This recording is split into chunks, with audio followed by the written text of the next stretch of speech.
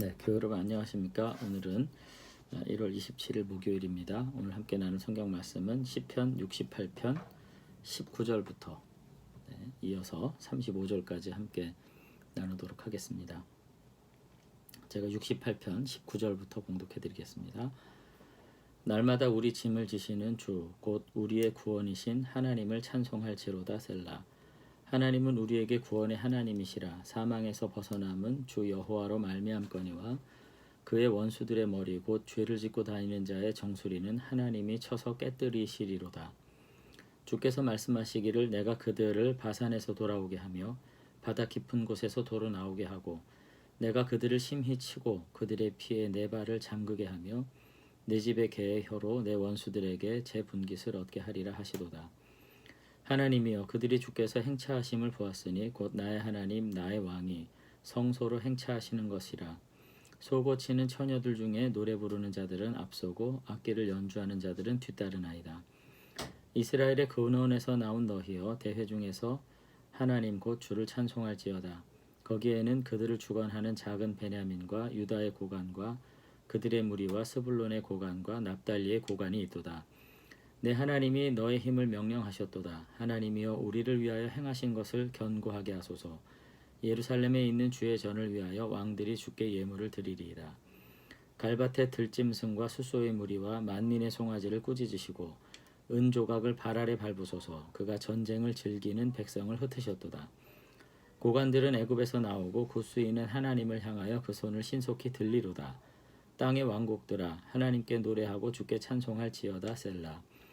옛적 하늘들의 하늘을 타신 자에게 찬송하라. 주께서 그 소리를 내시니 웅장한 소리로다. 너희는 하나님께 능력을 돌릴지어다. 그의 위엄에 이스라엘이 위에 있고 그의 능력이 구름 속에 있도다. 하나님이여 위엄을 성소에서 나타내시나이다. 이스라엘의 하나님은 그의 백성에게 힘과 능력을 주시나니 하나님을 찬송할지어다. 아멘. 네, 이제 계속해서 그 68편을 우리가 보겠는데요. 이제 굉장히 다양한 주제이지만 사실 그럼에도 불구하고 우리가 한 가지 어떤 핵심적인 맥락을 짚는다면 이제 가나안 정착의 이유에 대해서 이제 여러 가지로 고민을 하고 있는 것을 볼 수가 있습니다. 그러니까 우리가 아브라함에게 허락하신 약속을 하나님께서 출애굽을 통해서 이행하셔서 결국은 가나안 일경을 그들의 거처로 삼고 유대 이스라엘 백성들을 살게 하신 이유가 우리가 굉장히 개인적이고 국가적인 소망의 성취로 볼 수가 있지요. 근데 그렇지 않고요.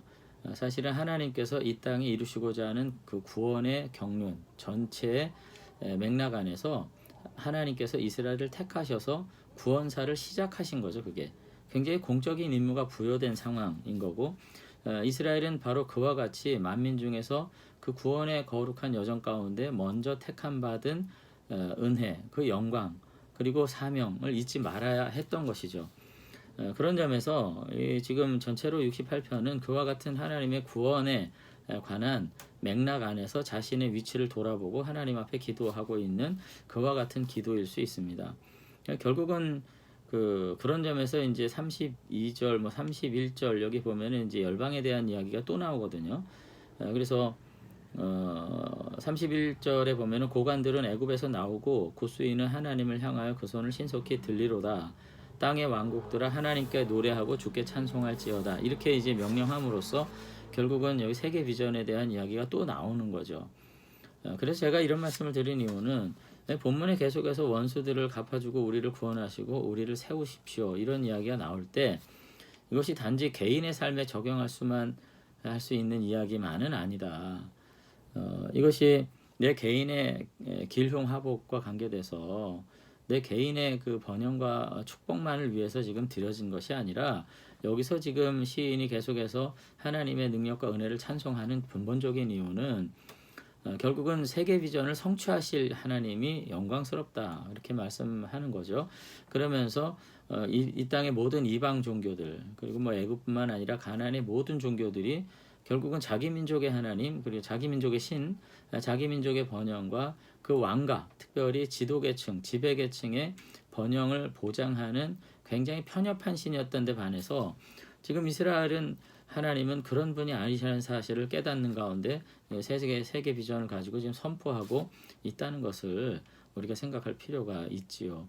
그래서 우리들도 신약에도 마찬가지로 동일한 하나님께서 결국은 우리를 이스라엘을 부르셨던 것을 하나의 모범으로, 그것을 하나의 모델로 우리를 또 부르신 것이기 때문에 우리가 부름받은 것은 내가 어떤 개인적인 아름다움과 지혜 그리고 하나님이 사랑할 만한 어떤 가치 있는 것이 있었다, 뭐 우리가 그렇게 보기보다는 하나님의 구원을 위해서 우리가 정말로 하나님의 놀라운 은혜로 아주 부름을 받아서 먼저 쓰임받는 그런 특권을 누리게 된 것에 대해 우리가 감사할 수 있어야 되겠다, 저는 그런 생각을 합니다. 그리고 그러한 깨달음이 결국 사도 바울의 그 자기 고백에서 또 나온 것이 아니냐.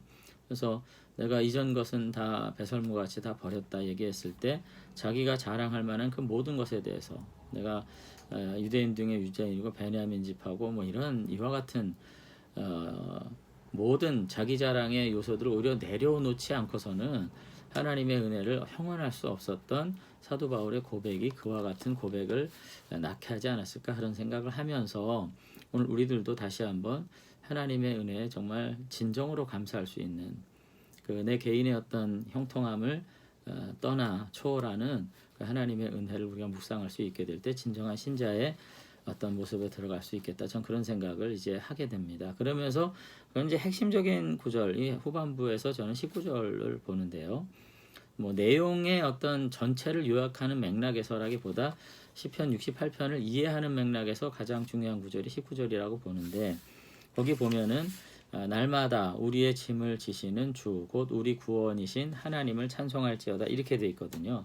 그러니까 여기서도 굉장히 신에 대한 관념이 다른 거예요. 그러니까 구약의 이스라엘이, 그러니까 하나님의 모습은 어떤 모습이어야 하냐면 그들이 성경을 떠나서 이방 민족과 이방 우상들의 어떤 태도들을 봤을 때는 인간 창조는 신이 자신이 하기 싫은 귀찮은 일을 대리하기 위해서 시킨 존재가 이제 인간으로 보여요. 인간론이에요. 그게 이 모든 이 땅의 그 우상 종교들이, 특히 이제 메소포타미아의 이제 신관이 그렇고요. 그 다음에 고대 그리스나 로마의 모든 신관이 그렇죠. 신화가 나왔을 때 인간은 사실은 너무나도 그 불필요하고 귀찮은 존재지만 자신들의 편리를 위해서 부리기 위한 존재로.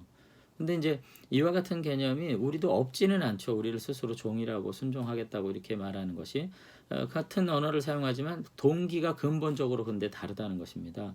모든 그 히랍이나 또 메소포타미아 당대 모든 신들은 그 귀찮은 일들을 감당하지 않으면 신의 벌을 받기 때문에 두려워 떨면서 해야 되는데, 놀랍게도 지금 19절에 의하면은 거꾸로예요. 하나님은 그 귀찮은 짐을 지시는 분이시라는 겁니다. 그래서 여기 지금 날마다 우리의 짐을 지시는 주님을 찬양할지어다 이렇게 했을 때 짐을 진다는 말이 이제 짐승에게 멍에를 매가지고 이제 혹독하게 짐을 끄는 이런 것들을 표현할 때 주로 이제 많이 쓰인 이제 문장인데, 하나님은 오히려 거꾸로라는 거죠. 하나님은 그런 이 땅에 어떤 존재하는 거짓신과 전혀 다른 분으로서 오히려 우리의 짐을 대신 지시고 우리를 가나안 일경에 두셔서 거기서부터 하나님을 섬기고 살도록, 그리고 날마다 구원의 은혜를 베풀어 주신 분이라고 지금 노래를 하고 있습니다. 그러면서 계속 보면 주 곧 우리 구원이신 하나님을 찬송할지라 이렇게 되어 있는데, 거기 이제 주 곧 우리 구원이신 하나님을 찬송할지로다 이렇게 했을 때도 이제 우리는 이제 일반적으로 구원을 생명과 관련된 거를 자꾸 보는 거죠. 그래서 좀 더 나아가서는 이제 병 고침을 받고 생명이 연장되는 거에서 더 나아가서 이제 영혼의 구원, 그래서 영혼 구원 뭐 이런 이야기들을 이제 많이 쓰게 되어 있는데, 일상의 모든 일에 하나님은 우리의 구원자이신 거죠. 우리도 다시 한번 그렇게 하나님을 묵상하실 수 있게 되길 바랍니다.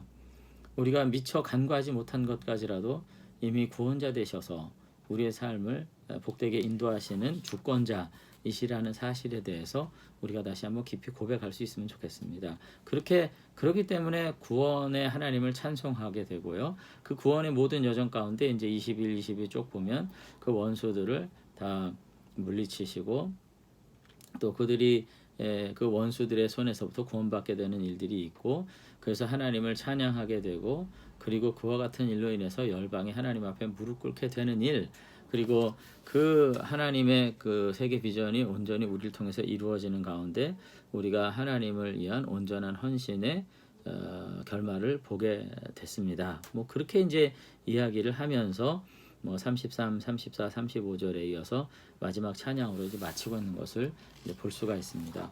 오늘 우리가 다시 한번 우리의 삶을 어떤 삶의 정황을 이제 정의할 때 우리의 어떤 뛰어남으로 할 수도 있겠어요. 그러나 다시 한번 하나님께서 우리를 그 구원의 여정 가운데 창조부터 종말 그리고 그 이후에 모든 전 역사의 과정 속에서 하나님께서 거룩한 계획이 있어서 거룩한 계획 가운데 우리를 부르시고 그 일에 동참하게 하셔서 하나님을 먼저 알게 하시고 그 은혜 아래 살게 하셨다라고 하는 어떤 역사적인 고백, 개인적인 고백보다도 그와 같은 역사적인 고백 안에서 하나님을 우리가 바라보고 다시 한번 우리의 처지에서 내가 마땅히 감당해야 될 일이 무엇인지 그리고 감사해야 할 일이 있다면 그것은 왜 그런 것인지 다시 한번 생각하고 하나님 앞에 더욱 깊이 또 가까이 나아갈 수 있는 그런 은혜가 있게 되시길 바랍니다. 아무쪼록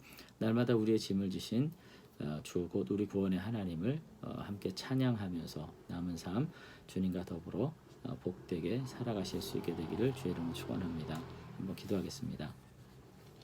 하나님 아버지, 오늘 이스라엘 백성들의 고백을 보면서 저들이 하나님과 나 사이에서만 노래한 것이 아니라 이 세상과 또 만민과 열방 가운데 아버지 하나님의 회복된 나라가 과연 얼마나 영광스럽게 드러날 것인지 바라보면서 그와 같은 영광된 구원의 역사 가운데 먼저 자신들을 부르신 하나님을 믿음으로 바라보면서 찬양했던 이와 같은 시편의 모습들을 우리가 봅니다.